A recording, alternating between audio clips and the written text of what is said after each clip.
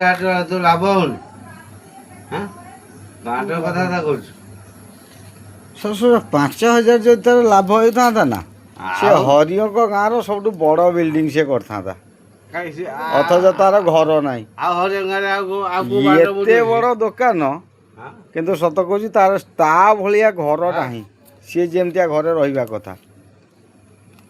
ସେ କରିପାରିବନି କାଇଁ ସେମାନେ ଖାଇବେ ପଛକୁ ନେବେ ନ ଖିଆଇ ତମେ ଜମା ଚିହ୍ନି ନା ତାହେଲେ ତ ପଇସା ବଞ୍ଚିବା କଥା। ସେ ପଇସା ନେଇକି କୋଉଠି ପୁରଉଛି ସେ କେବଳ ବଣିଆ ହିଁ ବଣିଆ ଜାତିଟା ହିଁ ଖାଇକିରି ପଛରୁ ସୁନା ଖାଆନ୍ତି ବା।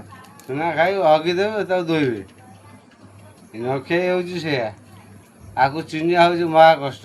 ବଣିଆ ଜାତି ଖାଇଦେବେ ବଣିଆ ଆଣେ ମାଇଆ ନେଇଯିବା ଭାଇର ମାଛ ହେଇଛି ଯା ଖାଇଦେଇଛୁ ହଁ ଶଇଲେ ଆଗକୁ ଛୁଆ ହେଇଛି ରଖା ହଉଛି କେହି ଖାଇବାକୁ ଲୋକ ଯାଉନାହାନ୍ତି। ତମେ ଯାଉନା ସରିଆ ବନ୍ଧୁ ଖାଇକି ଆସିବ ନା ଆମେ ସେମିତି ଯାଇଛୁ ନିମନ୍ତ୍ରଣ ହେଲେ ଖାଳି ଫାଳି ଦେଲେ ନିମନ୍ତ୍ରଣ ଖାଇ ଦେଉନା ଆମକୁ କରିବେ ଆମେ ଯାଇ ଯିବୁ।